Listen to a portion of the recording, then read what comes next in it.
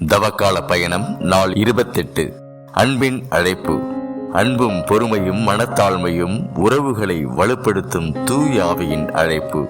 முழு மனத்தாழ்மையோடும் கனிவோடும் பொறுமையோடும் ஒருவரையொருவர் அன்புடன் தாங்கி அமைதியுடன் இணைந்து வாழ்ந்து தூய ஆவி அருளும் ஒருமைப்பாட்டை காத்துக்கொள்ள முழு முயற்சி செய்யுங்கள். எபேசியர் அதிகாரம் 4 இறைவசனங்கள் 2 மற்றும் 3. ஒருமைப்பாட்டையும் அமைதியையும் பாதுகாக்க அன்போடு அழைக்கிறது இன்றைய இறைவசனம். நம்முடைய அன்பும் பொறுமையும் மற்றவர்களை காத்திடும். உறவுகளில் பிளவு ஏற்பட்டிருந்தால் இப்போது அதை சீர் செய்ய வேண்டிய நேரம். நான் உண்மையான மனத்தாழ்மையோடு பேசுகிறேனா? உறவுகளில் ஒருமைப்பாட்டை காக்க முயற்சி செய்கிறேனா? அன்பும் பொறுமையும் அமைதியை உருவாக்கும்.